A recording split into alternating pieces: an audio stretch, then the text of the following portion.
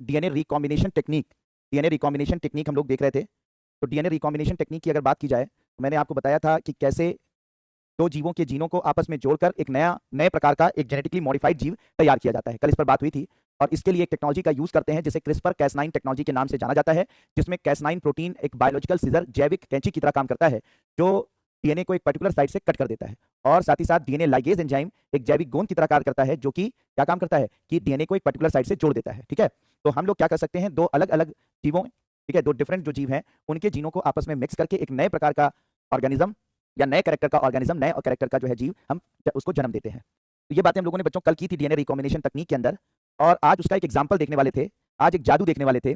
इस जादू को देखने के बाद तुम्हारा दिमाग जो है वो उड़ जाएगा कि दुनिया में क्या क्या चीजें हो रही हैं, कैसी कैसी चीजें हो रही हैं और कितनी जबरदस्त जबरदस्त चीजें हो रही हैं। और हम लोग जो है वो छोटा सा सिलेबस नहीं तैयार कर पा रहे हैं यूपीएससी का, और दुनिया कहाँ कहाँ बदल गई, क्या क्या हो रहा है। ठीक है, तो आज उसको देखेंगे बच्चों, बहुत मजा आएगा इस चीज को देखकर। तो एक एग्जाम्पल से हम लोग स्टार्ट करते हैं।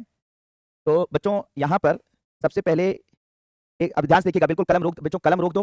ठीक है, अपनी कॉपी पेन वहीं रख के इसे वीडियो देखो और देखो कैसे हो रहा है, ये जादू कैसे हो रहा है, दुनिया कैसे बदल रही है, इसे देखो। और फिर उसके बाद जब मैं कहूंगा तब नोट करना। तो डीएनए रिकॉम्बिनेंट टेक्नोलॉजी को मैं यहाँ पर जो है वो, ठीक है, यहाँ पर करके दिखा रहा हूँ। तो बच्चों सबसे पहले एक बैक्टीरिया हम लोग लेंगे, एक जीवाणु लेंगे। और ये जो जीवाणु है, ठीक है, ये जो जीवाणु है इसका नाम ई कोलाई जीवाणु है, ई कोलाई बैक्टीरिया। ये जो ई कोलाई बैक्टीरिया आपको दिख रहा है बच्चों, इसमें ये जो आपको स्ट्रक्चर दिख रहा है, ये जो सर्कुलर गोला आकार का स्ट्रक्चर आपको दिख रहा है, ये प्लाज्मिड कहलाता है। क्या कहलाता है? प्लाज्मिड कहलाता है, या सर्कुलर डीएनए कहलाता है। प्लाज्मिड कहलाता है, एक प्रकार का डीएनए है। ये जो आप दिख रहे हैं ये डीएनए है, सर्कुलर डीएनए है, यानी कि एक प्रकार का डीएनए है जिसको हम लोग प्लाज्मिड कहते हैं। तो जीवाणुओं के अंदर बच्चों दो प्रकार का डीएनए पाया जाता है। एक ये नॉर्मल डीएनए होता है, ये जो रेड कलर का आप देख रहे हैं ये नॉर्मल डीएनए है, और एक डीएनए जो है वो सर्कुलर डीएनए होता है, प्लाज्मिड उसे बोलते हैं। तो ये जो आपको नॉर्मल डीएनए दिख रहा है इसको हम छेड़ते नहीं है, बल्कि दूसरे डीएनए को हम छेड़ेंगे। ठीक है, ये वाला जो डीएनए है सर्कुलर डीएनए है, जिसे हम लोग प्लाज्मिड कहते हैं, इसे छेड़ेंगे। इसमें करते क्या है कि हम इस प्लाज्मिड को हम इसके बैक्टीरिया से बाहर निकाल लेते हैं। तो ये जो सर्कुलर डीएनए है इसको इसके प्लाज्मिड को हम क्या करते हैं, इसको बैक्टीरिया से बाहर निकाल लेते हैं। बैक्टीरिया से बाहर निकालने के बाद एक पर्टिकुलर साइट से, यानी कि हम लोग जैसे कि कैस9 प्रोटीन है, तो कैस9 प्रोटीन जो बायोलॉजिकल सीजर है जिसकी मदद से डीएनए को काटा जाता है, उसकी मदद से एक पर्टिकुलर साइट से हम डीएनए को कट कर लेंगे। कैस9 प्रोटीन की मदद से हम डीएनए को एक पर्टिकुलर साइट से कट कर लेंगे। ठीक है, ये जगह खाली हो गई। अब ये जगह जब बच्चों खाली हो गई तो फिर हम लेंगे इंसान का, यानी कि मनुष्य की कोशिका लेंगे। कोई भी मनुष्य की कोशिका मनुष्य की कोशिका ले सकते हैं, किसी हेल्दी मनुष्य की कोशिका ले सकते हैं। और मनुष्य की कोशिका लेना कोई बड़ी बात नहीं है। आपके अगर आप कहीं पर हाथ रख दीजिए तो लाखों कोशिकाएं वैसे ही आप वहां पे छोड़ के चले जाते हैं। छोटा सा बाल ले लीजिए तो हजारों लाखों कोशिकाएं आपको मिल जाएंगी। तो मनुष्य की कोशिका लेना कोई बड़ी बात नहीं है। एक कोशिका लेंगे, मनुष्य की कोशिका से हम लोग क्या करेंगे, उसका एक पर्टिकुलर डीएनए निकालेंगे। ठीक है, यानी एक पर्टिकुलर जीन निकालेंगे, जो जिस जीन को हमें मॉडिफाई करना है, जिन जीन की मदद से हमें मॉडिफाई करना है। मान लीजिए कि एक एग्जांपल दूं तो आपको और अच्छे से समझ में आ जाएगा कि मनुष्य की कोशिका से हम लोग मान लो इंसुलिन जीन निकाल लेते हैं। और जब मनुष्य की कोशिका से इंसुलिन जीन निकालेंगे, ये इंसुलिन जीन निकल गया, यानी ये डीएनए निकल गया। अब इस इंसुलिन जीन को हम इस बैक्टीरिया की ये जो कटी वाली जगह थी, जो खाली जगह थी, वहां पर इसको पेस्ट कर देंगे, यहाँ पर इसको पेस्ट कर देंगे। वही डीएनए लाइगेज एंजाइम की मदद से, डीएनए जो लाइगेज एंजाइम था ना, मैंने आपको कल बताया था, डीएनए लाइगेज एंजाइम की मदद से हम डीएनए को जोड़ देंगे। ठीक है, डीएनए को जोड़ देंगे। तो डीएनए लाइगेज एंजाइम की मदद से डीएनए को हम यहाँ पर जोड़ देंगे। ठीक है, यहाँ पर जुड़ जाएगा। और फिर जुड़ जाने के बाद जो है ये इस तरीके का डीएनए तैयार हो जाएगा। ये बैक्टीरिया का डीएनए है और ये जो है इंसान का, यानी ह्यूमन इंसुलिन का डीएनए है। इस तरीके से डीएनए तैयार हो जाएगा और इसी डीएनए को रिकॉम्बिनेंट डीएनए के नाम से या रिकॉम्बिनेंट प्लाज्मिड के नाम से जानते हैं। तो रिकॉम्बिनेंट प्लाज्मिड या रिकॉम्बिनेंट डीएनए के नाम से इसे जाना जाता है। क्यों रिकॉम्बिनेंट कहा गया बच्चों? क्योंकि हमने इसमें रिकॉम्बिनेशन करा, पुनर्संयोजन किया। किसका पुनर्संयोजन किया? हमने इंसान के और बैक्टीरिया के जीनों को आपस में पुनर्संयोजित किया, जोड़ दिया। तो इसी वजह से इसे रिकॉम्बिनेंट प्लाज्मिड या रिकॉम्बिनेंट डीएनए के नाम से जाना गया। अब कहानी यहाँ पर खत्म नहीं होती बच्चों, कहानी यहाँ पर अभी शुरू है। ठीक है, अब इस जो रिकॉम्बिनेंट डीएनए हुआ, इस रिकॉम्बिनेंट डीएनए को हमने फिर से बैक्टीरिया के अंदर डाल दिया। अब जब बैक्टीरिया के अंदर हमने इस रिकॉम्बिनेंट डीएनए को बच्चों डाल दिया, ये रिकॉम्बिनेंट डीएनए हमने बैक्टीरिया के अंदर डाल दिया। अब अगर ये बैक्टीरिया के अंदर ये रिकॉम्बिनेंट डीएनए चला गया तो ये बैक्टीरिया बिल्कुल अलग तरीके से तैयार हो गया, जिसके अंदर ह्यूमन इंसुलिन जीन मौजूद था। फिर इसका हमने क्लोन तैयार किया। क्लोन का मतलब कि इसके इसको हमने इस बैक्टीरिया को एक पोषक माध्यम दे दिया। जब इस बैक्टीरिया को हमने पोषक माध्यम दे दिया तो ये बैक्टीरिया अपने बच्चे पैदा करने लगा। बच्चे बिल्कुल, क्योंकि ये एसेक्सुअल रिप्रोडक्शन, मतलब ऐसे पुनर्जन्म करते हैं ये बैक्टीरिया कि अपनी ही फोटोकॉपी तैयार करते हैं, बिल्कुल जैसे होते हैं वैसे ही अपने बच्चे पैदा करते हैं, बिल्कुल एग्जैक्ट फोटोकॉपी। तो इसके बाद क्या हुआ कि ये बैक्टीरिया के एक से दो बैक्टीरिया, 2 से 4, 4 से 8, 8 से 16, 16 से 32, ऐसे करते कुछ दिनों के अंदर अरबों खरबों टर्बों बैक्टीरिया तैयार हो जाते हैं। ठीक है, और सबके अंदर, क्योंकि ये बिल्कुल अपनी फोटोकॉपी तैयार करता है, बिल्कुल अपना क्लोन तैयार करता है, तो बिल्कुल एग्जैक्ट वैसे ही बैक्टीरिया अपने बच्चों को पैदा करेंगे जैसा ये बैक्टीरिया है। इसका मतलब इसके अंदर अगर ह्यूमन इंसुलिन जीन है तो जितने भी बैक्टीरिया इससे पैदा होंगे सबके अंदर ह्यूमन इंसुलिन जीन होगा भाई, होगा। अब सब जितने भी बैक्टीरिया हैं सबके अंदर ह्यूमन इंसुलिन, ये सारे कैसे बैक्टीरिया हैं? GM bacteria, genetically modified bacteria. कैसे बैक्टीरिया कहलाएंगे? जेनेटिकली मॉडिफाइड बैक्टीरिया कहलाएंगे, जेनेटिकली मॉडिफाइड बैक्टीरिया कहलाएंगे। अब इस सब के अंदर ह्यूमन इंसुलिन के जीन मौजूद है। अब ये जितने बैक्टीरिया मौजूद है सबके अंदर ह्यूमन इंसुलिन जीन मौजूद है। तो ये सारे के सारे वो प्रोटीन, यानी इंसुलिन नाम का जीन इसके अंदर मौजूद है, तो सारे के सारे इंसुलिन ठीक है, प्रोटीन बनाना स्टार्ट कर देंगे, यानी कि सारे के सारे के अंदर इंसुलिन नाम का प्रोटीन बनेगा, यानी ये सारे के सारे बैक्टीरिया इंसुलिन प्रोटीन बनाना स्टार्ट कर देंगे, इंसुलिन प्रोड्यूस करना स्टार्ट कर देंगे। ठीक है, अब ये सारे बैक्टीरिया जब इंसुलिन प्रोड्यूस करेंगे तो फाइनली इसी इंसुलिन को बोतलों में भरकर, ठीक है, इंसुलिन को बोतलों में भरकर और फिर इसको क्या किया जाएगा बच्चों, इसे मार्केट में उन पेशेंट को दे दिया जाएगा जिनको डायबिटीज है और डायबिटीज उनके शरीर में इंसुलिन नहीं बन पा रही है और उनको इंसुलिन के इंजेक्शन लेने पड़ते हैं डायबिटीज को कंट्रोल करने के लिए। ठीक है, तो डायबिटीज को कंट्रोल करने के लिए जो इंसुलिन के इंजेक्शन लेने पड़ते हैं वो इंसुलिन यहां इस तरीके से बनाई जाएगी और बनाकर बाजार में लोगों की जान, बाजार में बेच दी जाएगी और लोगों की जान बच सकेगी। तो ये सुनकर तुम्हारा दिमाग हिल जाना चाहिए, तुम बिल्कुल आश्चर्यचकित हो जाने चाहिए कि आज क्या सर वाकई में ये इंसुलिन बैक्टीरिया प्रोड्यूस कर सकते हैं? बच्चों कर नहीं सकते हैं, कर रहे हैं। जो आपके घरों में या आपके पास पड़ोस में या आपके रिश्तेदारों में जो डायबिटीज के रोगी होंगे और वो इंसुलिन का इंजेक्शन लगा रहे हैं, उनमें ज्यादातर इंसुलिन का जो इंसुलिन जो आ रहा है, जो ज्यादातर इंसुलिन के इंजेक्शन जो वो लगा रहे हैं या उनको मतलब वो उसका यूज कर रहे हैं, वो इसी प्रोसेस के थ्रू, इसी प्रक्रिया के थ्रू पैदा किया जा रहा है, यानी बैक्टीरिया प्रोड्यूस कर रहा है। अब जरा सोचिए दुनिया कहां चली गई, जरा ये जादू देखिए। मतलब आज डायबिटीज का पेशेंट जिंदा है तो बैक्टीरिया की वजह से जिंदा है, बैक्टीरिया से प्रोड्यूस इंसुलिन की वजह से जिंदा है। और सिर्फ यही नहीं, अभी आगे और भी एग्जांपल बताऊंगा। तो बच्चों ये बात हो कि आपको समझ में आ गई होगी। तो इस तरीके से ह्यूमन इंसुलिन को, ठीक है, इस तरीके से ह्यूमन इंसुलिन को तैयार करने के लिए, ह्यूमन इंसुलिन को तैयार करने के लिए आजकल हम लोग डीएनए रिकॉम्बिनेंट टेक्नोलॉजी का यूज कर रहे हैं और साथ ही साथ बैक्टीरिया का यूज कर रहे हैं। एक बार फिर से देख लीजिए बच्चों, कि फिर से पूरी प्रोसेस आपको समझ लीजिए। ये बैक्टीरिया है, ये बैक्टीरिया है। इस बैक्टीरिया को हम लोग क्या करते हैं, इसमें एक विशेष प्रकार का डीएनए होता है जिसे प्लाज्मिड कहते हैं। प्लाज्मिड को हम Cas9 प्रोटीन से कट कर देते हैं, जगह खाली हो जाती है। यहां पर ह्यूमन जीन को, कोई भी ह्यूमन जीन ले सकते हैं। मैंने यहां पे बैक्टीरिया का एग्जांपल ले लिया, तो हमने मान लीजिए ह्यूमन इंसुलिन जीन को निकाला, ठीक है, से इंसान की कोशिका से, और फिर उसको लाकर यहां पर डीएनए लाइगेज एंजाइम की मदद से पेस्ट कर दिया। इस तरीके से नया डीएनए तैयार हुआ जिसका नाम रिकॉम्बिनेंट डीएनए या रिकॉम्बिनेंट प्लाज्मिड होगा। उसको हमने फिर बैक्टीरिया में ट्रांसफर कर दिया। इस बैक्टीरिया ने अपने बच्चे पैदा किए, यानी क्लोन तैयार किए, और फिर उसके बाद ये सारे के सारे जेनेटिकली मॉडिफाइड बैक्टीरिया जिनके अंदर इंसुलिन जीन मौजूद है, सबने इंसुलिन प्रोड्यूस किया और फाइनली इस इंसुलिन को इकट्ठा करके जो है वो बाजार में बेचा जा रहा है। समझ में आ रही बात? तो इस तरीके से आज का जो इंसुलिन तैयार हो रहा है वो इस प्रोसेस के थ्रू तैयार किया जा रहा है। तो हो बच्चों इस बात को देखकर सुनकर जो है वो आपको मजा आया होगा कि आजकल दुनिया में ये चीजें हो रही हैं। बिल्कुल बात क्लियर बच्चों? जल्दी बताइए, मजा आया इस चीज को जानकर?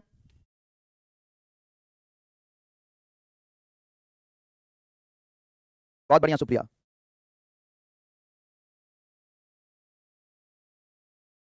तो डीएनए रिकॉम्बिनेंट टेक्नोलॉजी का एक बेहतर एग्जांपल मैंने आज आप लोगों को बताया कि कैसे ये काम करता है, किस तरीके से काम करता है। बहुत बढ़िया, बहुत बढ़िया, बहुत बढ़िया, बहुत बढ़िया, शानदार, जबरदस्त, जिंदाबाद। ठीक है, डीएनए लाइगेज एक एंजाइम है जो कि जीन को ऐड करता है। कल बताया था मैंने, कल अगर नहीं आए थे तो फिर मेरी जिम्मेदारी नहीं है। चलो तो जल्दी से बच्चों इसे नोट कर लो, ठीक है, इसको नोट कर लो। पूरी प्रक्रिया अगर कहीं मेंस के एग्जाम में पूछी जाए, प्रीलिम्स मेंस के एग्जाम में पूछी जाए, तो सिर्फ इस पूरी प्रोसेस को ऐसे फ्लो डायग्राम से लिख दोगे, तुम्हें बहुत शानदार नंबर मिलेंगे, नो डाउट। ठीक है, और बाकी जो है वो सारे जो प्रीलिम्स वगैरह में तो आपको सारी चीजें पता ही हैं, तो इसमें कुछ लिखने को नहीं है, बस इसको पूरा फ्लो डायग्राम को इसको पूरा नोट कर लो।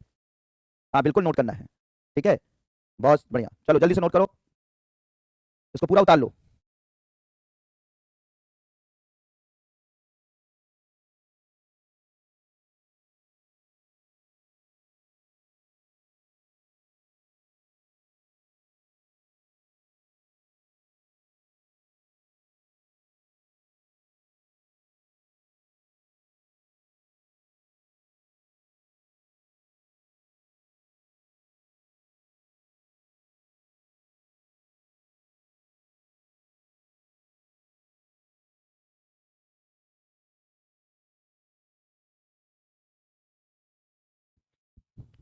बहुत बढ़िया, बहुत बढ़िया, नोट कर लिया आप लोगों ने?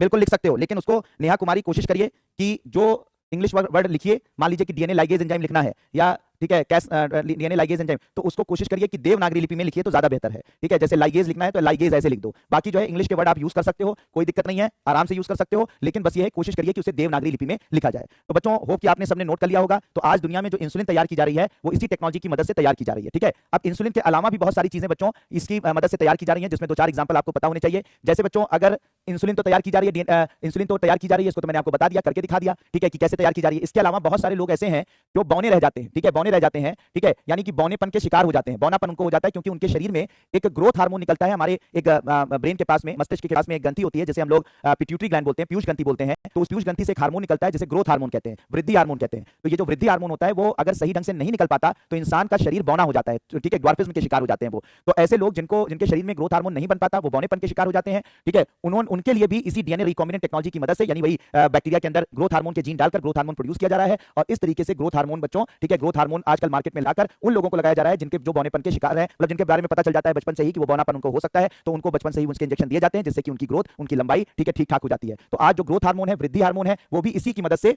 ठीक है, वृद्धि हार्मोन है, ठीक है, ये भी इसी की मदद से बनाया जा रहा है। इसके अलावा बच्चों, ठीक है, इसके अलावा बच्चों ब्लड कैंसर, ठीक है, ब्लड कैंसर यानी कि ब्लड कैंसर से निपटने के लिए, ब्लड कैंसर से निपटने के लिए एक इंट्रॉन ए नाम का एक एंटीबॉडी बनाई जाती है, एक तरीके का जो है रोग प्रतिरोधक एंटीबॉडी बनाई जाती है, वो भी इसी की मदद से बनाई जाती है, ठीक है, इसी की मदद यानी कि डीएनए रिकॉम्बिनेंट टेक्नोलॉजी की मदद से बनाई जाती है। इसके अलावा हेपेटाइटिस बी की वैक्सीन जो इस वक्त लगती है हम लोगों को, लिवर की बीमारी होती है जैसे हेपेटाइटिस बी कहते हैं, तो हेपेटाइटिस बी लिवर की बीमारी है, बहुत गंभीर बीमारी है, तो उसकी जो वैक्सीन है बच्चों वो भी इसी डीएनए रिकॉम्बिनेंट टेक्नोलॉजी की मदद से बनाई जा रही है, ठीक है। इसके अलावा और भी बहुत सारा है, बहुत सारी चीजें हैं, लेकिन और सब आप मत याद रखिए और सब इंपॉर्टेंट नहीं है, ठीक है, इंपॉर्टेंट नहीं है, ये सब मत रखिए, ठीक है। लेकिन ये एक ये याद रखिएगा, फैक्टर 8, ठीक है, एक अनुवांशिक बीमारी होती है उसे हीमोफीलिया कहते हैं। हीमोफीलिया में इंसान के शरीर में ब्लड क्लॉट नहीं हो पाता। ब्लड क्लॉट नहीं हो पाता का मतलब क्या हो गया कि अगर कहीं चोट लग गई तो जैसे आपको चोट लगती है तो ब्लीडिंग होना शुरू हो जाती है, तो थोड़ी देर बाद ब्लीडिंग अपने आप रुक जाती है, रुधिर का थक्का जम जाता है। लेकिन कुछ ऐसे पेशेंट होते हैं दुनिया में जिनकी बॉडी में ब्लड क्लॉटिंग नहीं हो पाती, यानी कि रुधिर का थक्का नहीं जम पाता और एक बार कहीं से कट लग गया तो ब्लड निकलता रहेगा, निकलता रहेगा, निकलता रहेगा और निकलते निकलते शरीर का सारा ब्लड निकल जाएगा, उसकी जान चली जाएगी। इस बीमारी को हीमोफीलिया कहते हैं। क्या बोलते हैं बच्चों? हीमोफीलिया। इसमें क्या होता है बच्चों? रुधिर का थक्का नहीं जमता, रुधिर का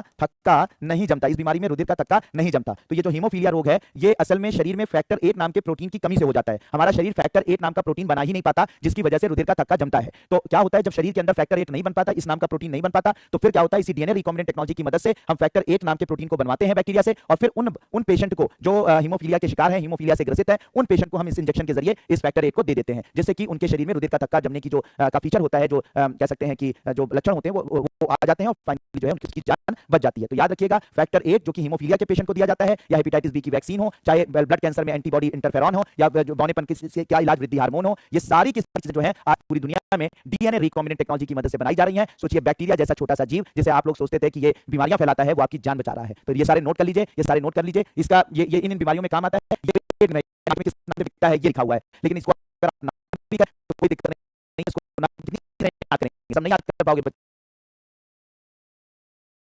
है, ये ट्रेड नेम है, यानी मार्केट में किस नाम से बिकता है ये लिखा हुआ है, लेकिन इसको अगर आप ना ही भी करें तो कोई दिक्कत नहीं है, इसको ना, क्योंकि कितनी चीजें याद करेंगे, सब नहीं याद कर पाओगे बच्चे, ठीक है। हल लिख तो सब लोगे लेकिन याद सब नहीं कर पाओगे, तो इसको नहीं, बस इसको और इसको लिख लो, ठीक है। कौन क्या बन रहा है, किस बीमारी में काम आता है, ये सब जो है डीएनए रिकॉम्बिनेंट टेक्नोलॉजी यानी डीएनए पुनर्संयोजन जो तकनीक मैंने आपको बताई है उसकी मदद से तैयार किए जा रहे हैं। तो होप इस बारे में आपको मैंने पूरी जानकारी दे दी, जल्दी से नोट कर लीजिए बच्चों। ब्लडर रोग कहाँ कहते हैं मुझे नहीं पता, नहीं हो सकता है आपकी बुक में कोई बुक हो जिसमें ये बात कहते हो, मुझे इसका आइडिया नहीं है, ठीक है। हेपेटाइटिस बी वैक्सीन लिवर की बीमारी होती है, ठीक है। हेपेटाइटिस बी एक बहुत गंभीर लिवर की बीमारी होती है, यकृत की बीमारी होती है, इससे यकृत जो है हमारा लिवर जो है वो अफेक्टेड होता है, तो उस बीमारी को से बचने की वैक्सीन है ये, जल्दी से नोट कर लीजिए। अंगराज करण कह रहे हैं गोरा होने के लिए कोई आर डीएनए बना है क्या गुरुदेव? ठीक है, मुझे लगता है कि गोरा होने के लिए जरूरी नहीं है कि आप गोरे हों, तो अंग्रेज करण साहब मुझे लगता है कि आप महिला और पुरुष क्या हैं आप, ठीक है, महिला और पुरुष क्या हैं? अगर वैसे नाम से तो लग रहा है कि आप पुरुष हैं, पुरुष हैं, मुझे तो नहीं लगता कि आपको गोरे और काले से कोई मतलब होना चाहिए, होना तो महिला को भी नहीं चाहिए, लेकिन कुछ पुरुष ऐसे हो जाते हैं जो महिलाओं जैसे हो जाते हैं, तो उनको जो है वो गोरे होने का बड़ा क्रेज रहता है। तो अभी तो नहीं है, होगा तो तुम्हें जरूर मैं बताऊंगा, ले लेना कोई इंजेक्शन गोरे हो जाना।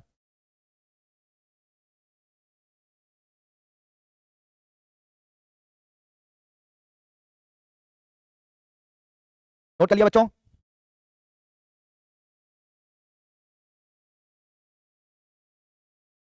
अरे यार जफीर, जफीर ये हमें नहीं पता हो ना, तुम्हें पता होना चाहिए गनूर पासवान की किस किस साइंटिस्ट ने बनाया था, बहुत बड़ी साइंटिस्टों की टीम होती है, वो ये काम करती है, ठीक है। नोट कर लिया मेरे प्यारे बच्चों की कौन कौन से बीमारियों के जो है वो प्रोडक्ट, बीमारियों को दूर करने वाले प्रोडक्ट सब डीएनए रिकॉम्बिनेंट टेक्नोलॉजी से बनाए जा रहे हैं, ठीक है। तो अभी हाल फिलहाल में बच्चों, हाल फिलहाल में अभी एक वैक्सीन बनाई है अमेरिका भारत ने, और ये दुनिया की पहली, याद रखिएगा बच्चों, दुनिया की पहली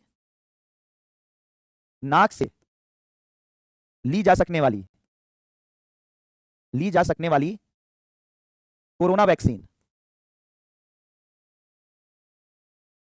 दुनिया की पहली नाक से ली जा सकने वाली कोरोना वैक्सीन, जिसका नाम इनकोवैक है। इनकोवैक, इसका क्या नाम है बच्चों? इनकोवैक। तो ये जो इनकोवैक वैक्सीन है, जो दुनिया की पहली नाक से ली जा सकने वाली कोरोना वैक्सीन है, उसको भारत ने बनाया है, भारत बायोटेक नाम की कंपनी ने बनाया है। कंपनी का नाम क्या है? कंपनी का नाम है भारत बायोटेक। तो ये भी डीएनए रिकॉम्बिनेंट टेक्नोलॉजी से बनाई गई है। तो ये अभी हाल फिलहाल में काफी चर्चा में रही है, काफी करंट अफेयर में रही है। तो हाल फिलहाल में एक ऐसी वैक्सीन जो नाक से ली जा सकती है, ऐसी कोरोना वैक्सीन, दुनिया की पहली नाक से ली जा सकने वाली कोरोना वैक्सीन, ठीक है, भारत बायोटेक ने बनाई, नाम है इसका इनकोवैक। ये भी डीएनए रिकॉम्बिनेंट टेक्नोलॉजी द्वारा बनाई गई है। तो लेटेस्ट उदाहरण डीएनए रिकॉम्बिनेंट टेक्नोलॉजी की मदद से बनाई गई इनकोवैक है, इसे भी नोट कर लीजिए।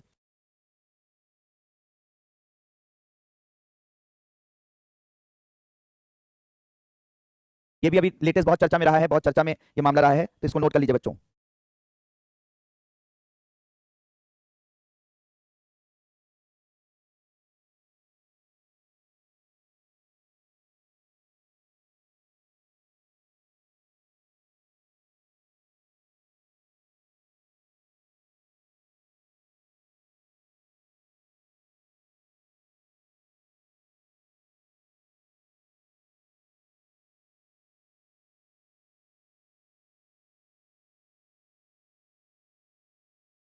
क्रिस्पर कैस9 टेक्नोलॉजी देखी थी ना, बताया था आपको, ठीक है। तो क्रिस्पर कैस9 टेक्नोलॉजी का फुल फॉर्म भी नोट कर लीजिए, वहीं पर जहां कल आपने नोट किया था, clustered regularly interspace short palindromic repeat. तो वो जो क्रिस्पर कैस9 टेक्नोलॉजी मैंने कल बताई थी, जिसकी मदद से हम लोग जीन एडिटिंग करते हैं, जीन को कट करते हैं, जीन को जोड़ते हैं, उसका फुल फॉर्म शायद आपने नहीं लिखा था, तो इसको इस फुल फॉर्म को वहां पर लिख लीजिए बच्चों, ठीक है, जहां कल लिखा था वहीं पर लिख लीजिए।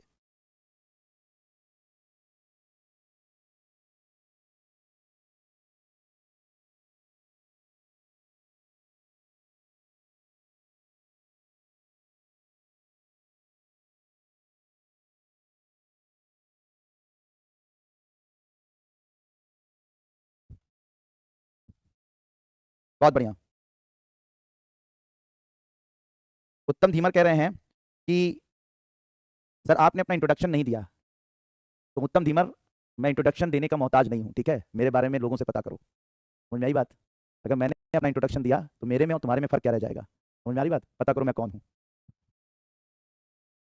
चलो, तो ये क्रिस्पर कैस9 टेक्नोलॉजी जो मैंने कल बताई थी बच्चों, जिसकी वजह से जीन एडिटिंग की जाती है, ठीक है, जीन एडिटिंग की जाती है, उस जीन एडिटिंग टेक्निक को जो खोजा था, यानी जो इस जीन एडिटिंग टेक्निक को जो जो इस वक्त पूरी दुनिया में यूज की जा रही है, ठीक है, तो ठीक है, तो अब यहाँ पर ये पूरी दुनिया में जो सबसे ज्यादा कैस9 टेक्नोलॉजी का यूज किया जा रहा है, ठीक है, कैस9 टेक्नोलॉजी का यूज किया जा रहा है, जिसमें जीन को कट करते हैं, जीन को पेस्ट करते हैं, कैस9 प्रोटीन से कट करते हैं और डीएनए लाइगेज एंजाइम की मदद से उसको जोड़ते हैं। ये कल बताया था मेरे प्यारे बच्चों। तो इसको जो डिस्कवर किया, मतलब इस टेक्नोलॉजी को जो बनाया था, वो बनाया था इमैनुअल चारपेंटियर और जेनिफर ए डोडेना ने। तो इमैनुअल चारपेंटियर और जेनिफर ए डोडेना, ये दो महिलाएं थी जिन्होंने इस दुनिया में इतनी बड़ी टेक्निक लेकर आई, जिसकी वजह से आज पूरी दुनिया में जीन एडिटिंग जो है वो पॉसिबल हो पाई है। जीन को कट करना, जीन को जोड़ना और बहुत ही सटीकता से जीन को कट करना और जीन को जोड़ना, ये पॉसिबल हो पाया है इन दो महिलाओं की वजह से, इमैनुअल चारपेंटियर, जेनिफर ए डोडेना। और इसी वजह से 2020 का केमिस्ट्री का, रसायन शास्त्र का जो नोबेल पुरस्कार दिया गया था, वो इन महिलाओं को दिया गया था। तो इनके नाम भी नोट कर लीजिए, ठीक है, जल्दी से इसको भी नोट कर लीजिए। ये दोनों महिलाएं हैं, ठीक है, इन दोनों महिलाओं ने इसको किया था, ठीक है। इन दोनों महिलाओं के नाम जरूर नोट कर लीजिए बच्चों, इमैनुअल चारपेंटियर, जेनिफर ए डोडेना। इन्होंने क्रिस्पर कैस9 टेक्नोलॉजी, जिसकी मदद से जीन एडिटिंग होती है, उसकी खोज की थी और इनको 2020 का नोबेल प्राइज दिया गया था।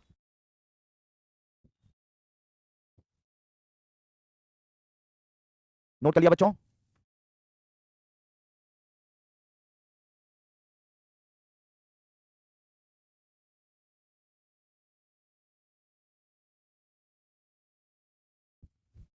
बहुत बढ़िया।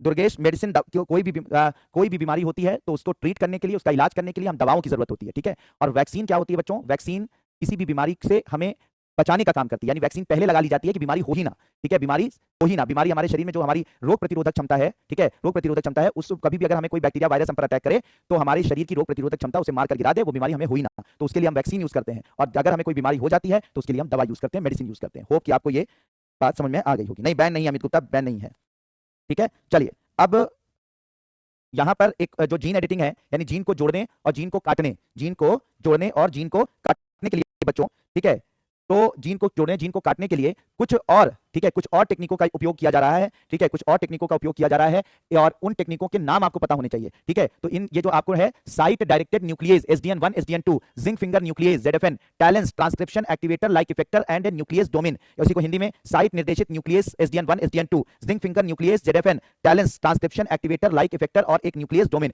ये सब मेरे प्यारे बच्चों, जितना ये तीन और मैंने आपको बताया है, ये भी जीन एडिटिंग, ठीक है, जीन एडिटिंग या जीन एडिटिंग टेक्निक है, ठीक है, जीन एडिटिंग तकनीकें हैं जिनको अब मार्केट में टेस्ट किया जा रहा है, मार्केट में इन पर काम चल रहा है। लेकिन जैसे क्रिस्पर कैस9 है ना, तो क्रिस्पर टेक्नोलॉजी जो है वो जीन एडिटिंग टेक्निक है, जिसमें हम जीन को कट और जीन में को जोड़ते हैं। तो वैसी ही ये कुछ और टेक्निकें हैं, जीन एडिटिंग टेक्निकें हैं, जिनका नाम मैंने यहाँ पर लिख दिया है। तो आपसे एग्जाम में खास करके प्रीलिम्स में पूछा जा सकता है, कोई आपको नाम दे दिया उन्होंने और पूछ लिया ये किस काम में आती है, मतलब इसकी तकनीक, ये तकनीक किस काम में आती है, तो आप बता दीजिएगा कि ये जीन एडिटिंग तकनीक है, यानी नई अभी जीन एडिटिंग तकनीक है, जिसकी मदद से हम जीनों में बदलाव कर सकते हैं, किसी जीन को किसी जगह से काट सकते हैं, किसी दूसरे जीन को हम जोड़ सकते हैं, यानी जीन को में बदलाव करने के लिए, जीन की एडिटिंग करने के लिए हम लोग इन तकनीकों का उपयोग कर सकते हैं। वैसे फिर से मैं बता दूं, सबसे पॉपुलर, सबसे ज्यादा यूज की जाने वाली जो तकनीक है अभी क्रिस्पर कैस9 है, जो मैंने पहले आपको बता रखा है। इसके अलावा भी इन सब नई तकनीकों पर अभी काम चल रहा है, तो सिर्फ आप नाम याद रखेंगे, यही काफी है आपके लिए, कि बस आपको ये आइडिया होना चाहिए कि ये तकनीक अगर आपके प्रीलिम्स एग्जामिनेशन में दे दी जाए तो आपको ये पता होना चाहिए कि ये किस काम में आती है। ये स्पेस टेक्नोलॉजी का टर्म है कि बायोटेक्नोलॉजी का है, ये नैनो टेक्नोलॉजी का टर्म है या किसी और टेक्नोलॉजी का टर्म है। तो बस आपको पता होना चाहिए कि ये जीन एडिटिंग टेक्निक है, जिसकी मदद से जीनों में बदलाव किया जा सकता है। तो ये तीन नई तकनीकें हैं जो काफी चर्चा में है, तो इनका नाम नोट कर लीजिए, ये भी जीन एडिटिंग तकनीकें हैं, नई जीन एडिटिंग तकनीकें हैं। जल्दी से नोट कर लीजिए बच्चों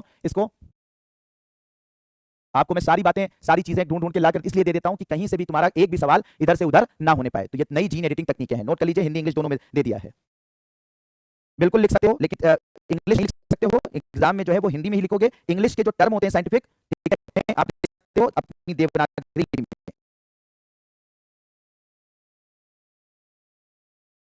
नोट कर लीजिए बच्चों।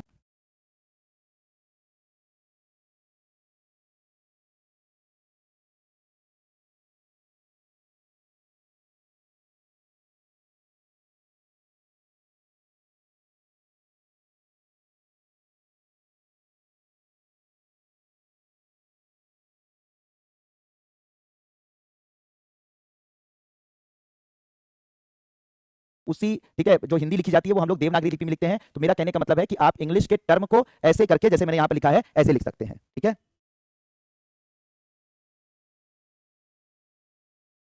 कोई जरूरत नहीं है तेजवीर भाई। ठीक है, हो गया बच्चों, बिल्कुल क्लियर। चलिए, अब आप लोगों को एक बहुत बढ़िया चीज बताता हूं बच्चों। अब इसी जीन एडिटिंग की मदद से हम लोग और भी बड़े बड़े काम कर रहे हैं। इधर देखिएगा, अब देखिए मेरे प्यारे बच्चों कि मान लीजिए कोई इंसान है, अब ध्यान से देखिएगा, मान लीजिए कि कोई इंसान है, इधर देखिए, मान लीजिए कोई इंसान है और ये बीमार है, यानी कि मान लो कि इसको डायबिटीज हो गई है, कोई अनुवांशिक बीमारी हो गई है, कोई डिजीज हो गई है गंभीर, जो कि अनुवांशिकी से जुड़ी हुई है, जीन रिलेटेड डिजीज है। तो मान लीजिए ये इंसान बीमार है और ये बीमार इंसान के सही होने के चांसेस नहीं है। मान लो कि ये इसको डायबिटीज रोग है, तो हम लोग क्या करते हैं बच्चों कि इस इंसान के शरीर की, ठीक है, मान लीजिए कि चलो हम एग्जांपल ले लेते हैं डायबिटीज का, जिससे कि आपको समझ में आ जाएगा अच्छे से। तो मान लो ये इंसान डायबिटीज का रोगी है,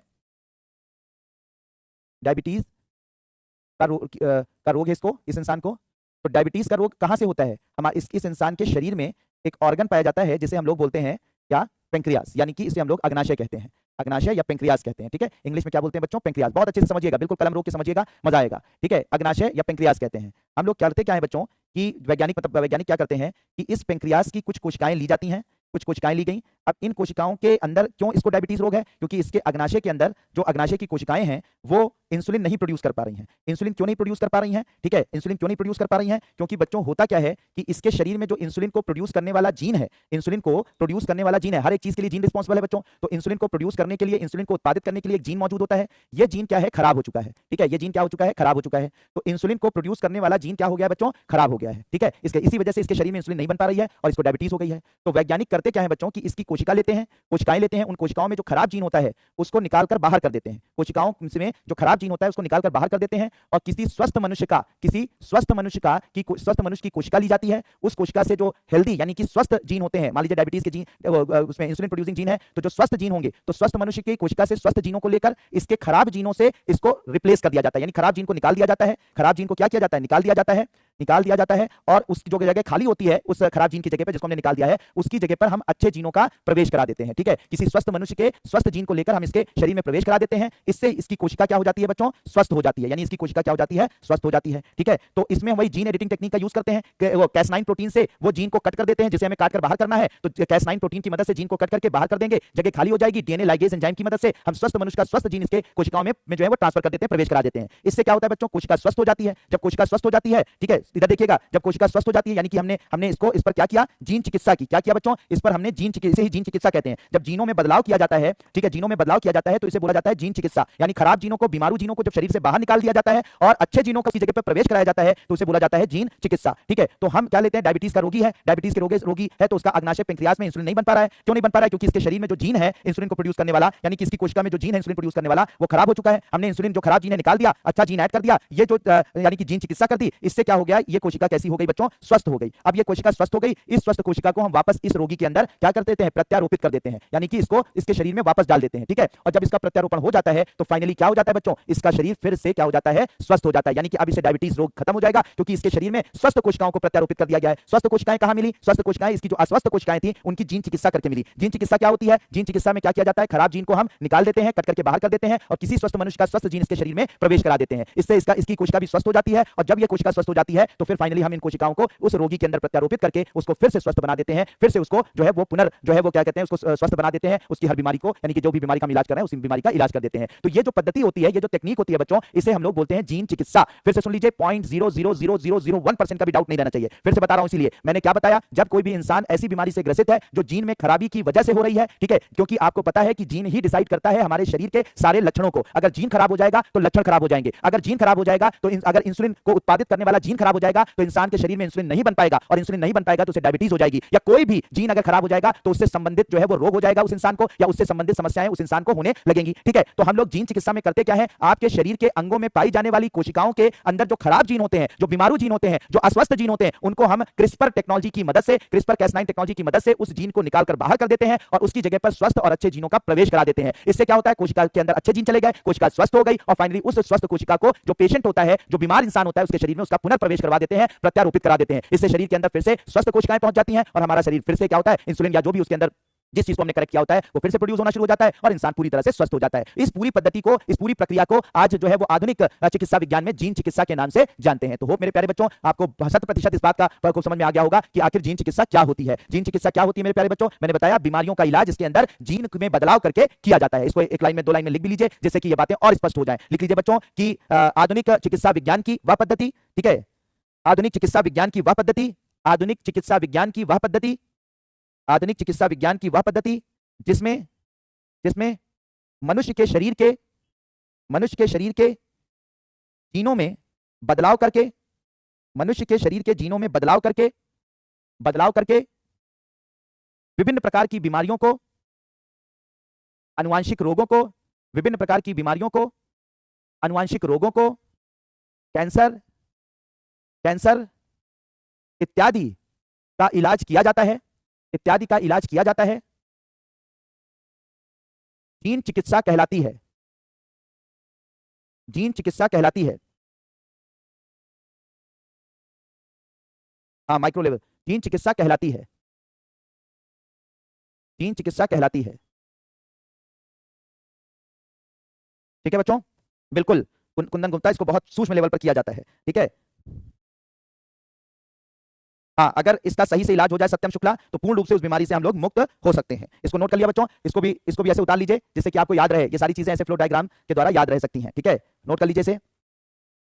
हाँ बच्चों, ये भारत में भी ये तकनीक मौजूद है, ठीक है, मौजूद है, लेकिन अभी ये सब ट्रायल चल रहा है, ये सब अभी काम इसका चल रहा है पूरी तरीके से। ये अभी 100% जो है वो कह सकते हैं मार्केट में अवेलेबल नहीं है। एक सेल में प्रदीप यादव की जाती है, फिर उसके जो है क्लोन्स तैयार किए जाते हैं। वैसे ही बहुत सारी कोशिकाएं लैब में तैयार की जाती हैं, फिर उन्हें प्रत्यारोपित किया जाता है। नहीं, जीन की कमी नहीं होती आकृति, मैंने पहले बता दिया था। आपके शरीर की एक कोशिका निकाल लें तो कोई फर्क नहीं पड़ेगा। ठीक है, आपके बाल में करोड़ों कोशिकाएं होती हैं, तो आपका एक बाल निकाल लें तो क्या फर्क पड़ेगा आपको, उसमें तो करोड़ों कोशिकाएं होती हैं। हाँ, हो गया, नोट कर लिया बच्चों, नोट कर लिया। ये भी ऐसे नोट कर लीजिए कि खराब जीन होते हैं, फिर उसको स्वस्थ इंसान के स्वस्थ जीन लेकर उसमें प्रवेश कराया जाता है, खराब जीन को निकाल दिया जाता है, अस्वस्थ जीन को निकाल दिया जाता है, और फिर इससे क्या होता है, स्वस्थ कोशिका बन जाती है। बिल्कुल बिल्कुल बात क्लियर बच्चों, ये सब चीजें जानकर मजा आ रहा है। डायनासोर, तुम 2-3 करोड़ साल पहले चले जाओ, तब तुम्हें इंसुलिन पता चलेगा। ठीक है, इंसुलिन क्या होता है। ठीक है बच्चे, तुम 2-3 करोड़ साल पहले जब थे तभी रहो, इस जमाने में तुम्हारी जरूरत है नहीं। ठीक है, ज्यादा बेहतर है कि 2-4-10 करोड़ साल पहले चले जाओ अपने जमाने में। ठीक है, क्योंकि इंसुलिन एक बार नहीं, कम से कम हम लोगों ने जब से बायोटेक्नोलॉजी के लेक्चर स्टार्ट किए हैं, कम से कम 50 बार, 20 बार, 30 बार तो जरूर बताया गया होगा। सोचो बच्चों, इस बात को, इन सब चीजों को सुनकर मजा आ रहा है कि नहीं आ रहा है, कि सोचो क्या क्या हो रहा है। आपकी एक कोशिका, ठीक है, पहले डायबिटीज का या इस तरीके की जो आनुवंशिक बीमारियां थी उनका कोई इलाज नहीं था। आप देखो क्या हो रहा है कि इलाज हो रहा है। ठीक है, इलाज हो रहा है, एक से एक बीमारियों का इलाज हो रहा है। ठीक है बच्चों,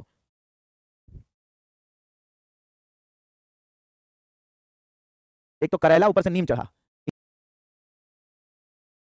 बीमारी थी, यानी जो जीन चिकित्सा है, जीन चिकित्सा से भारत में, पूरी दुनिया में इलाज तो चल ही रहा है, साथ ही साथ भारत में भी बच्चों इस वक्त बहुत सारा काम चल रहा है। ठीक है, हाँ, लैब में बनाया जा सकता है राजलक्ष्मी। ठीक है, तो अब यहाँ पर बात की जा रही है बच्चों, पूरे के पूरे इंडिया में भी इस तरीके से जीन चिकित्सा से बहुत सारा इलाज हो रहा है। अभी बच्चों एक बच्चा था, इसका नाम अयांश है, जो आप स्क्रीन पर देख रहे हैं। ठीक है,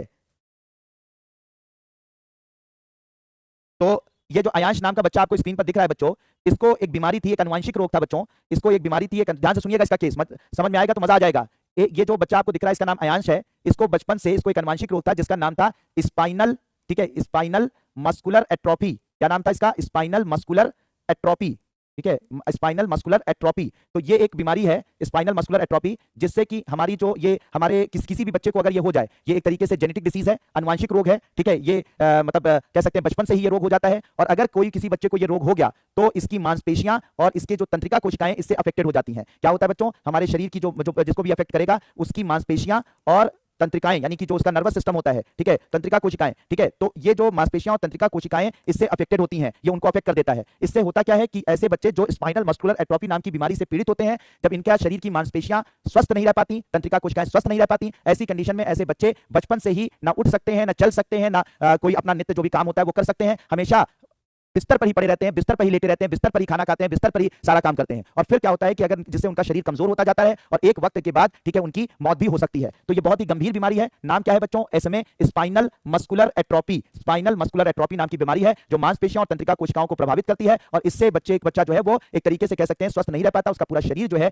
वो जो है किसी काम का नहीं रहता, और कुछ दिनों के बाद बच्चे की मौत भी हो सकती है। तो ये अयांश नाम का बच्चा था, हैदराबाद का बच्चा था। तो इस अयांश नाम के बच्चे को पहली बार भारत में इस बीमारी के लिए जीन चिकित्सा दी गई, और उस जीन चिकित्सा का नाम क्या है बच्चों? उस जीन चिकित्सा का नाम है जोलगेंसमा। क्या नाम था बच्चों? इस चिकित्सा का नाम था जोलगेंसमा, ठीक है, ये जो बीमारी का नाम, ये जो चिकित्सा का नाम है वो जोलगेंसमा। तो ये जो जीन चिकित्सा है, जीन चिकित्सा दी गई, तो ये जीन चिकित्सा का क्या नाम था बच्चों? जोलगेंसमा। और ये जो जीन चिकित्सा पूरी तरह से सफल हो गई और फाइनली अयांश पूरी तरह से सफल हो गया। तो भारत के इतिहास में, भारत के मेडिकल हिस्ट्री में एक बहुत बड़ा कारनामा हुआ पिछले 2 साल पहले, 2022 में यह कारनामा हुआ जब अयांश को जोलगेंसमा नाम की जीन चिकित्सा देकर उसकी जो बीमारी थी स्पाइनल मस्कुलर एट्रोफी को पूरी तरह से ट्रीट कर लिया गया, पूरी तरीके से बच्चा स्वस्थ हो गया, सारी स्वस्थ हो गया। और ये भारत के लिए के हिसाब से देखा जाए तो भारत के हिसाब से एक बहुत बड़ी अचीवमेंट थी। ठीक है बच्चों, समझ में आ गई बात? तो जोलगेंसमा नाम की जो जीन चिकित्सा दी गई थी वो किसको दी गई थी? अयांश नाम के बच्चे को दी गई थी, जो कि स्पाइनल मस्कुलर एट्रोफी नाम की बीमारी से ग्रसित था। लेकिन ये जो जोलगेंसमा नाम की जीन चिकित्सा है, ये एक कारण से और भी चर्चा में आई, जिसकी वजह से पूरी दुनिया में मतलब जब लोगों को पता चला तो लोगों के होश उड़ गए। ठीक है, तो एक चीज की वजह से और ज्यादा ये चर्चा में थी, और वो चर्चा थी इस जोलगेंसमा जो जीन चिकित्सा दी जा रही थी इसकी कॉस्ट, यानी इसकी जो कीमत है। जानते हो इसके एक इंजेक्शन की कीमत, जोलगेंसमा जो जीन चिकित्सा अयांश को दी गई, इसके एक इंजेक्शन की कीमत 16 करोड़ रुपए थी। 16 करोड़ रुपए थी। और इस तरीके से जोलगेंसमा नाम की जो बीमारी है, ठीक है, जोलगेंसमा नाम की जो बीमारी है, ये दुनिया की सबसे महंगी दवा मानी गई, दुनिया की सबसे महंगी दवा मानी गई। और फिर इस तरह से ये और चर्चा में आ गई कि भैया दुनिया की सबसे महंगी दवा कौन बन गई? जोलगेंसमा। ठीक है, अब इनके पेरेंट्स के पास तो इतना पैसा था नहीं, ठीक है, पैसा था नहीं, तो इनको क्राउड फंडिंग के जरिए, मतलब सोशल मीडिया पे इन्होंने लोगों से मांगा, लोगों ने फंड किया, तो ये पैसा इकट्ठा करके इनका इलाज किया गया। तो लेकिन इससे एक बात समझ में आती है कि जीन चिकित्सा अच्छी तो है, बीमारियों को दूर तो कर सकती है, ऐसी बीमारियों को भी दूर कर सकती है जो पहले ट्रीट नहीं होती थी, लेकिन इसकी नेगेटिव बात क्या है जो अभी फिलहाल बात है कि ये बहुत ज्यादा खर्चीली है, बहुत ज्यादा पैसा इसमें लगता है। ठीक है, 16 करोड़ रुपए, बताइए, आम इंसान तो सोच भी नहीं सकता। तो ये नोट कर लीजिए बच्चों, ठीक है, जोलगेंसमा नाम की ये जीन चिकित्सा अयांश नाम के बच्चे को दी गई जो स्पाइनल मस्कुलर एट्रोफी नाम की बीमारी से ग्रसित था। ठीक है, और ये पूरी तरीके से सही हो गया, पूरी तरीके से ये ट्रीट हो गया। नोट कर लीजिए बच्चों।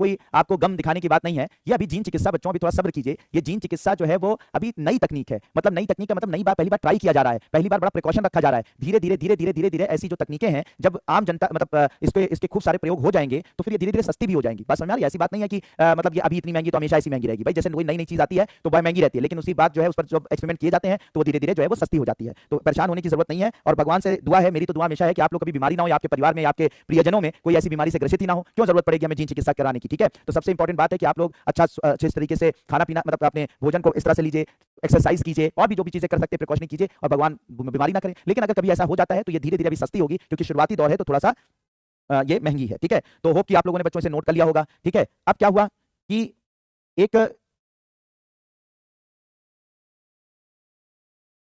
अब बच्चों एक बीमारी होती है, जैसे अभी एक एग्जांपल मैं आपको बताऊंगा। ठीक है, एक एग्जांपल बताऊंगा, CAR T cell therapy, CAR T cell therapy यानी कार्टी सेल चिकित्सा, कार्टी सेल चिकित्सा। ठीक है, तो कार्टी सेल जो चिकित्सा है बच्चों, तो इस कार्टी सेल चिकित्सा को अगर मैं आपसे बात करूं तो इसको ऐसे बहुत ये मशहूर हो रही है, काफी ये चर्चा में है। तो ये जो कार्टी सेल चिकित्सा होती है बच्चों, ये उन पेशेंट को दी जाती है जिनको लास्ट स्टेज ब्लड कैंसर हुआ है। तो ऐसे मरीजों को दी जाती है जो ब्लड कैंसर से ग्रसित होते हैं और जिनकी लास्ट स्टेज होती है, मतलब अब इनके बचने के कोई चांस, ठीक है, नहीं है। ठीक है, तो ऐसे मरीजों को ये कार्टी सेल जीन चिकित्सा दी जाती है। इसमें किया क्या जाता है बच्चों, शरीर के अंदर मौजूद, ध्यान से देखिएगा, एक एक स्टेप देखिएगा, बिल्कुल क्लियर हो जानी चाहिए। सब बुक में पढ़ोगे कुछ कहीं नहीं क्लियर होगा, सर पटक के अपनी जो है वो सर वो फोड़ लोगे लेकिन समझ में नहीं आएगा, बहुत आसानी से समझिए, बिल्कुल आसान बात, ठीक है, ये आसान भाषा में इसको बता रहा हूं। कार्टी सेल जीन चिकित्सा की मैं बात कर रहा हूं। तो ब्लड कैंसर के मरीजों को दी जाती है। इसमें किया जाता है कि मतलब कोई बचने के चांस मरीज को नहीं है, इसका इम्यून सिस्टम बिल्कुल खराब हो चुका है। तो हम लोग क्या करते हैं, बच्चों की जो पेशेंट होता है उस ब्लड कैंसर के मरीज की श्वेत रुधिर कणिकाएं, व्हाइट ब्लड सेल्स, ठीक है, व्हाइट ब्लड सेल्स को हम निकालते हैं इसके शरीर से, व्हाइट ब्लड सेल्स से निकालते हैं। और ये जो श्वेत रुधिर कणिकाएं होती हैं ये होती हैं, इनको टी सेल कहा जाता है। क्या कहा जाता है? T cell. जो श्वेत रुधिर, आपको इतनी बात तो पता होगी कि हमारे शरीर में जो श्वेत रुधिर कणिकाएं होती हैं, जो WBC कहलाती हैं, व्हाइट ब्लड सेल्स कहलाती हैं मेरे प्यारे बच्चों। तो ये व्हाइट ब्लड सेल्स जो होती हैं हमारे शरीर में रोग प्रतिरोधक क्षमता का निर्माण करती हैं। कोई भी बीमारी होती है हमारे शरीर में, तो हमारे शरीर में किसी भी बीमारी से लड़ने का काम WBC करती हैं, व्हाइट ब्लड सेल्स करती हैं। ये हमारे शरीर में रोगों से लड़ने का काम करती हैं, ठीक है, रोगों से लड़ने का काम कौन करती हैं? लड़ने का कार्य किसका होता है हमारे शरीर में? WBC का, ठीक है बच्चों। तो ये WBC के कई टाइप होते हैं, इसमें से एक टाइप होता है WBC का, एक टाइप, एक प्रकार होता है, और उसे हम लोग बोलते हैं टी सेल। क्या बोलते हैं बच्चों? T cell. तो याद रखिएगा, हमारे शरीर में WBC का काम क्या होता है? रोगों से लड़ने का कार्य होता है। और WBC का एक प्रकार होता है जिसे टी सेल कहते हैं, ठीक है, टी सेल कहते हैं। तो हम लोग क्या करते हैं, ब्लड कैंसर का जो मरीज होता है जिसके पास बचने का कोई चांस नहीं है, उसकी बॉडी से हम लोग टी लिम्फोसाइट सेल यानी टी सेल्स निकालते हैं, ठीक है, ये टी सेल्स निकाल लेते हैं। अब ये जो टी सेल्स निकालते हैं बच्चों, इस पर हम लोग क्या करते हैं? जीन चिकित्सा करते हैं। क्या करते हैं? जीन चिकित्सा करते हैं। जीन चिकित्सा कैसे करते हैं? इसमें एक विशेष प्रकार का जीन ऐड कर देते हैं जिसे हम लोग कार जीन कहते हैं। क्या बोलते हैं? कार जीन, ठीक है, चिमेरिक एंटीजन रिसेप्टर जीन या काइमेरिक एंटीजन रिसेप्टर जीन के नाम से इसे जाना जाता है। तो ये कार जीन होता है बच्चों, कार जीन को हम इस WBC यानी टी सेल के साथ जोड़ देते हैं, यानी कि इसके एक जीन को कट करके ये कार जीन इसके साथ ऐड कर दिया जाता है, ठीक है। अब जब कार जीन ऐड कर दिया जाता है बच्चों, ध्यान दीजिएगा, तो ये जो WBC है ये लैब में किया जाता है। पहले इसके शरीर से WBC को बाहर निकाला जाता है, टी सेल को क्या किया जाता है बच्चों? बाहर निकाला जाता है, बाहर निकाला जाता है। कहां पर बाहर निकाला जाता है? कहां पर? लैब में, ठीक है, लैब में निकाला जाता है। फिर इस टी सेल पर क्या होता है? कार जीन को ऐड करते हैं, यानी कि एक प्रकार की कार जीन को इसमें ऐड करते हैं, यानी कि इस पे क्या करते हैं? कार जीन की चिकित्सा करते हैं, कार जीन की को हम जोड़ देते हैं, कार जीन को जोड़ देते हैं, कार जीन को जोड़ देते हैं। एक विशेष प्रकार का जीन होता है, यानी फाइनली हम इसमें क्या करते हैं बच्चों? जीन चिकित्सा करते हैं। बहुत अच्छे से समझिएगा, पेन रोक कर, ठीक है, मजा आ जाएगा। तो इसमें क्या होगा? टी सेल लिया, टी सेल्स क्या होती है बच्चों? WBC होती है प्रकार की, और इस WBC में हम कार जीन को जोड़ देते हैं, यानी एक प्रकार की जीन चिकित्सा कर देते हैं। अब इसका रिजल्ट क्या होता है? हमें एक ऐसी WBC बच्चों मिल जाती है, ऐसी WBC तैयार हो जाती है कार जीन को जोड़ने के लिए, जिसमें एक विशेष प्रकार के रिसेप्टर डेवलप हो जाते हैं, एक विशेष प्रकार के कह सकते हैं कि रिसेप्टर, यानी कि एक इस तरीके के रिसेप्टर डेवलप हो जाते हैं, इस तरीके के आकार के प्रोटीन बनाने लगती हैं। ये WBC के ऊपर एक विशेष प्रकार का प्रोटीन बनने लगता है, ठीक है, एक विशेष प्रकार का ऐसे प्रोटीन बनने लगता है। ये नई प्रकार की WBC होती है, और इस नए प्रकार की WBC पर ऐसे जो है वो कार, ठीक है, इसे कार रिसेप्टर बोलते हैं, ठीक है। क्या बोलते हैं बच्चों? Car receptor. रिसेप्टर का मतलब होता है किसी चीज को रिसीव करने वाला, संग्राहक, यानी किसी चीज को पकड़ने वाला, ठीक है, पकड़ने वाला संग्राहक रिसेप्टर है, ठीक है। तो जब हमने इसमें कार जीन को जोड़ दिया इस WBC में, तो ये जो टी सेल्स थी वो कुछ इस प्रकार का आकार ले लेती हैं। इसके ऊपर एक विशेष प्रकार के ऐसे रिसेप्टर डेवलप हो जाते हैं। क्या हो जाते हैं बच्चों? रिसेप्टर डेवलप हो जाते हैं, ये रिसेप्टर है, और इन रिसेप्टर को बोला जाता है कार रिसेप्टर। क्या बोला जाता है बच्चों? कार रिसेप्टर कहा जाता है। तो ये कार रिसेप्टर डेवलप हो जाते हैं, और ये कोशिकाएं क्योंकि टी सेल्स हैं, समझिएगा बच्चों, ये जो कोशिकाएं हैं ये टी सेल्स हैं, और इसमें क्योंकि हमने कार जीन ऐड कर दिया, इसमें कार रिसेप्टर डेवलप हो गए, तो इसी वजह से इन सेल को बोला जाता है कार टी सेल। क्या कहा जाता है? कार टी सेल, यानी इसमें कार रिसेप्टर डेवलप हो गए, और ये टी सेल पहले से ही थी हमारी शरीर की रोग प्रतिरोधक जो WBC है, तो इन्हें कहा जाता है कार टी सेल, ठीक है, कार टी सेल। अब ये जो कार टी सेल्स होती हैं, इसको वापस जो है इस मरीज के शरीर में प्रत्यारोपित कर दिया जाता है, मरीज के शरीर में प्रत्यारोपित कर दिया जाता है। अब जब मरीज के शरीर में प्रत्यारोपण इसका कर दिया जाता है, तो इसका रिजल्ट क्या होता है? इसका जो कह सकते हैं कि परिणाम क्या होता है? परिणाम ये होता है कि इसके शरीर में ये कार टी सेल पहुंचती हैं, और जो कैंसर सेल्स होती हैं, ठीक है, जो कैंसर सेल्स होती हैं इसके शरीर में, जो ये कैंसर सेल हैं, ये कैंसर सेल हैं, ठीक है, ये कैंसर सेल हैं, ये कैंसर सेल हैं। तो इसके शरीर में ये कैंसर सेल पहुंच जाती हैं, ये जो इसके शरीर में कैंसर सेल्स होती हैं, उनके ऊपर ये जो कार्टी सेल्स हैं, ये कार्टी सेल्स हैं, ये अटैक कर देती हैं। कार्टी सेल क्या करती हैं बच्चों? चारों तरफ से अटैक कर देती हैं, और जब चारों तरफ से ये कार्टी सेल अटैक करती हैं, तो ये जो ये रिसेप्टर है, ये वाला जो रिसेप्टर है, जो कार्टी रिसेप्टर, ये इसको क्या करता है कि कैंसर सेल को पकड़ लेता है, कैंसर सेल को इस रिसेप्टर की मदद से पकड़ लिया जाता है। ये टी सेल्स के ऊपर जो ये रिसेप्टर निकले हुए हैं, ठीक है, ये इसको पकड़ लेते हैं, कैंसर सेल को ऐसे पकड़ लेते हैं, कैंसर सेल को अपने रिसेप्टर के जरिए पकड़ लेते हैं, और पकड़कर, ठीक है, पकड़कर इनको क्या करते हैं? कैंसर सेल को मार देते हैं, कैंसर कोशिकाओं को खत्म कर देते हैं, कैंसर कोशिकाओं को मार देते हैं, ठीक है, मार देते हैं। तो इसमें सिंपल सी बात ये होती है मेरे प्यारे बच्चों कि पहले ध्यान से देखिएगा, पहले क्या होता है कि इसके शरीर में, ध्यान से देखिए बच्चों, बिल्कुल कलम रोक दीजिए प्लीज प्लीज प्लीज, ठीक है। अब जो ब्लड कैंसर का मरीज था उसमें जो नॉर्मल WBC थी, नॉर्मल टी सेल्स थी, वो कैंसर कोशिकाओं को नहीं मार पा रही थी, क्योंकि इनके अंदर क्षमता नहीं बची थी, कैंसर सेल बहुत मजबूत हो गई थी। तो ऐसी कंडीशन में हमने उन कैंसर सेल को मारने का एक तरीका खोजा। हमने जो है टी लिम्फोसाइट सेल, यानी वो WBC को शरीर से बाहर निकाला, उसको मजबूत करने के लिए, उसको ताकतवर करने के लिए हमने इसमें कार जीन को जोड़ दिया, यानी जीन चिकित्सा कर दी। जिससे क्या हुआ, ये रिसेप्टर, कार रिसेप्टर डब्ल्यूबीसी पर डेवलप हो गए। ये कार रिसेप्टर जब डेवलप हो गए, क्योंकि इसमें कार जीन ऐड कर दिया, तो कार रिसेप्टर इसमें डेवलप हो गए, इससे ये कार टी सेल बन गई। और जब बॉडी में इसको प्रत्यारोपित किया इस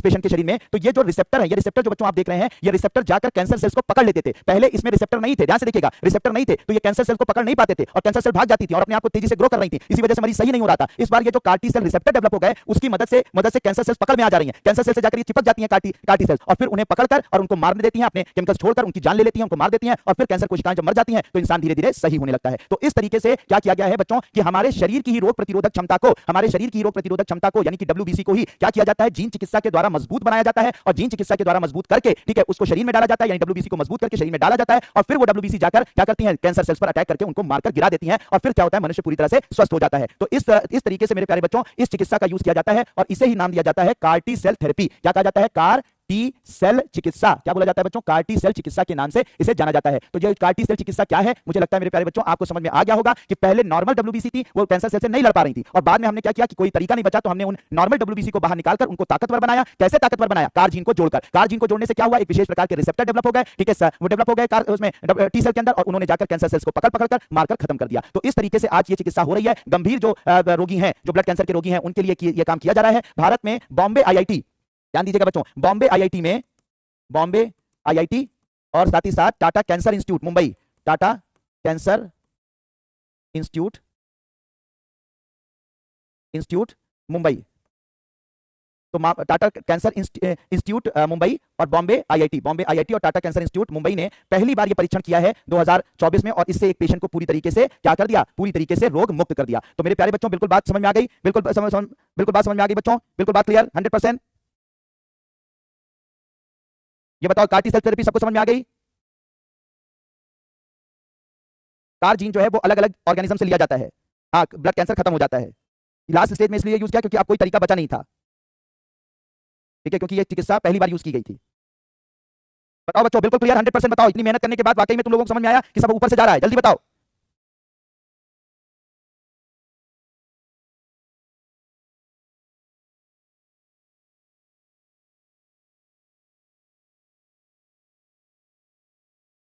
बहुत बढ़िया, शानदार, जबरदस्त, जिंदाबाद।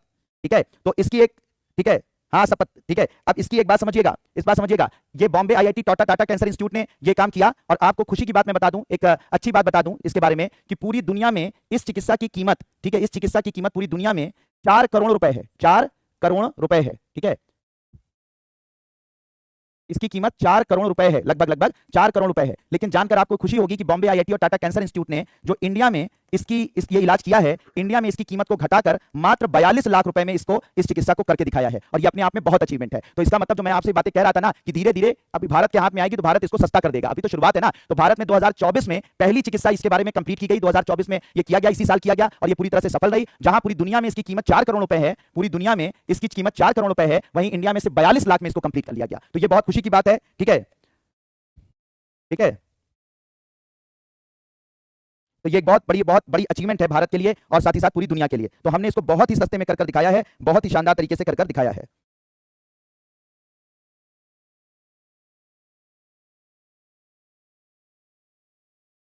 तो बिल्कुल क्लियर बच्चों, ठीक है। और भारत में अब कई जगह पे ये चिकित्सा की जा रही है। मैंने आपको जैसे बताया कि ये आपके बॉम्बे आईआईटी वगैरह में की गई है। इसके अलावा अब इसकी ये इस तरीके की जीन चिकित्सा जो है पहली बार एक सरकारी हॉस्पिटल में भी की गई है और वो है चंडीगढ़ पीजीआई। तो चंडीगढ़ पीजीआई में एक पहला भारत का सरकारी हॉस्पिटल बना है, ये भी 2024 में ही किया गया है, 15 मार्च 2024 की ये न्यूज है। भारत में चंडीगढ़ पीजीआई पहला सरकारी अस्पताल बना जहां पर कार्टी सेल जीन चिकित्सा की गई है और पेशेंट को पूरी तरीके से स्वस्थ कर दिया गया है। ठीक है, तो बच्चों बिल्कुल समझ में आ गया। किसी को भी समझा सकते हो कि कार्टी सेल जीन चिकित्सा क्या है बच्चों। कार्टी सेल जीन चिकित्सा ब्लड कैंसर के मरीजों को दी जाती है। हमारे शरीर की रोग प्रतिरोधक क्षमता वाली जो कोशिका डब्ल्यूबीसी है, जिसे टी सेल बोलते हैं, उसको बाहर निकालकर उसमें जीन चिकित्सा करके उसको ताकतवर बनाया जाता है। ताकतवर बनाने के लिए कार जीन ऐड कर देते हैं और ये कार जीन क्या करता है, जब कार जीन ऐड करने के बाद कार्टी सेल ये बन जाती है तो इसे प्रत्यारोपित किया जाता है शरीर के अंदर और शरीर के अंदर प्रत्यारोपित करके कहा जाता है तो ये कार्टी सेल जाकर कैंसर सेल्स को दौड़ा कर पकड़ कर मारकर खत्म कर देती है और इंसान जो है पूरी तरह स्वस्थ हो जाता है। तो बिल्कुल बात क्लियर बच्चों। चलिए, तो होप मेरे अब आगे की कहानी और भी मजेदार है, शानदार है, जबरदस्त है, और भी चीजें हम लोग समझेंगे, जानेंगे, लेकिन अब उसे शुरू करेंगे तो थोड़ा सा लेट हो जाएगा। आज के लिए हम लोग बच्चों इतना ही रखते हैं, ठीक है। तो इतनी बातें बिल्कुल क्लियर है, बहुत बढ़िया, मजा आ रहा है इस चीज को जानकर।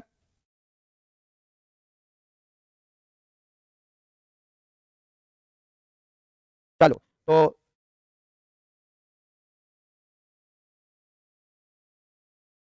चलो, थैंक यू सो मच बच्चों। ठीक है, आगे की कहानी हम लोग कल पढ़ेंगे, मतलब नेक्स्ट क्लास में। तब तक के लिए thank you so much and may God bless you all.